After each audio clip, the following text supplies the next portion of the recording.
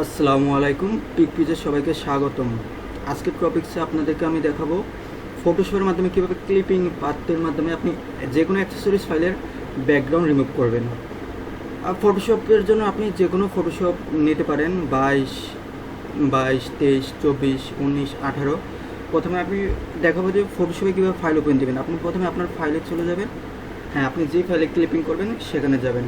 যেমন আমি এই হেডফোনের অ্যাক্সেসরিজটা ক্লিপিং করব, ফটোশপে এইভাবে নিয়ে গেলে এইভাবে ছেড়ে দিলে ফাইল ওপেন হয়ে যাবে। তাহলে আমাদের আজকের কাজ হচ্ছে কি ক্লিপিং পাথ, কীভাবে ক্লিপিং করব। ক্লিপিংয়ের জন্য আমি প্রথমে এই যে এখানে আছে অপশনে রাইট বাটন অপশনে গেলে পেন টুল অথবা আপনি কিবোর্ডের মাধ্যমে ওই পি চাপ দিলে পেন টুল ওপেন হয়ে যাবে। এরপরে আপনি যেখানে পার্ট অপশন আছে পাতে ক্লিক করলে পার্ট 1, পার্ট 2 আইসে পড়বে। আমি পার্ট 1-এ কাজ করার জন্য প্রথমে ক্লিপিং শুরু করবো। আমার প্রথম কাজ হচ্ছে ক্লিপিংয়ের জন্য আমি প্রথমে মাউসের যে কোনো এক জায়গা থেকে শুরু করব। এখান থেকে শুরু করলাম ক্লিপিং ধরে আপনি মাউস দিয়ে ড্র্যাগ করে এইভাবে নিতে থাকবেন। আপনাকে এরকমভাবে করতে হবে যাতে আমার ব্যাকগ্রাউন্ডও না আসে, আবার ইমেজও কাটা না যায়। ঠিক এরকমভাবে করতে হবে। আপনার যদি মনে হয় যে একটু ভিতরে চলে গেছে, তাহলে আপনি কিবোর্ডের এরো চাপ দিয়ে একটু বাইরে নিতে পারেন, আবার একটু ভিতরে ঢোকাতে পারবেন।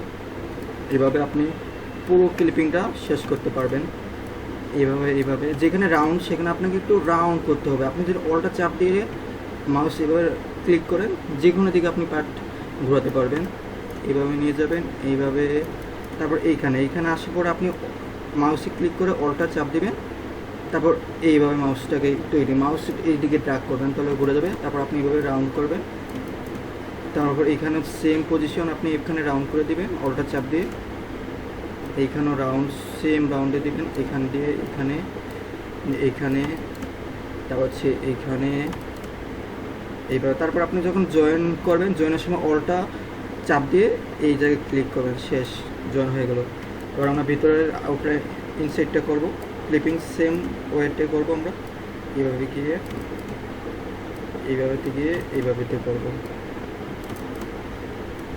Same position. এইখানে রাউন্ডের জায়গায় আমি অলটা চাপ ধরে এইভাবে ক্লিক করে মাউসটা কিবোর্ড ট্র্যাক করবো, চলে যাবে।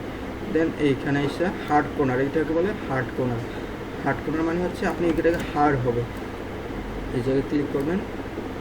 দেন এইখানে শেষ, আমাদের ক্লিপিং পাথ হয়ে গেল। এখানে আমাদের অলটা প্রেস করি, এটা সিলেকশনে হয়ে যাবে। আমি যদি সেভ দিই, Ctrl+Shift+S, সেভ বাটনে চাপ দিলে সেভ হয়ে গেল। ওকে, সেভ। আর আমি যেটা ব্যাকগ্রাউন্ড চেঞ্জ করতে চাই, পিএনজি ফেলে Ctrl+J দিয়ে একটা লেয়ার নেব।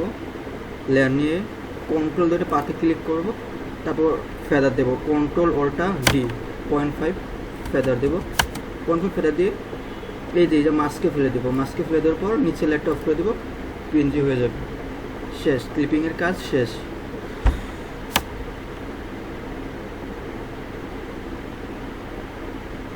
হ্যাঁ।